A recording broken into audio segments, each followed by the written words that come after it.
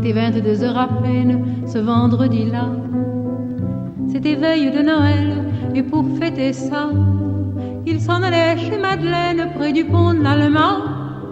Elle aurait eu tant de peine qu'il ne vienne pas fêter Noël, fêter Noël, en smoking de velours vert, en col roulé blanc, et le cœur en bandoulière, marchant à pas lents.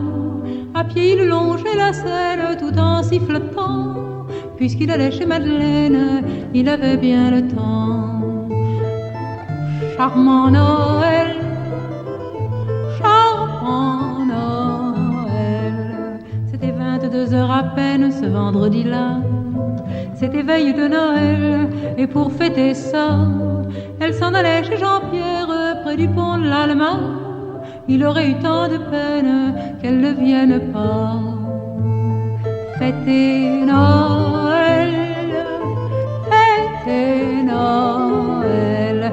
Bottes noires souveraines et gantées de blanc, elle allait pour dire je t'aime, marchant à pas lents. À pied elle longeait la Seine tout en chantonnant, puisqu'elle allait chez Jean-Pierre.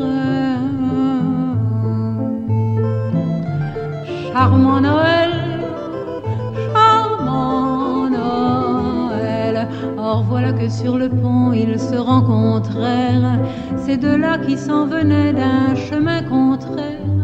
Lorsqu'il la vit si belle, des bottes au gants, il se sentit infidèle jusqu'au bout des dents. Elle aima son smoking vert, son col roulé blanc, et frissonna dans l'hiver en lui souriant. Bonsoir, je vais chez Jean-Pierre, près du pont de l'Allemand.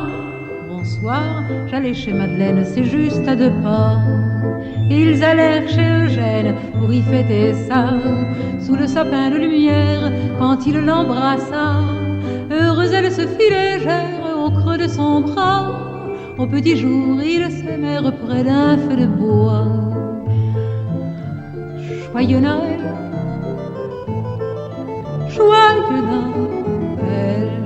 Mais après une semaine, ce vendredi-là, veille de l'année nouvelle, tout recommença. Il se rendit chez Madeleine, l'air un peu sournois.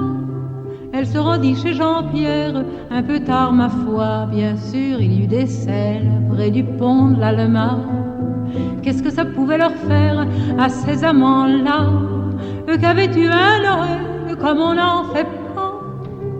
Mais il est bien doux quand même de rentrer chez soi. Après Noël, joie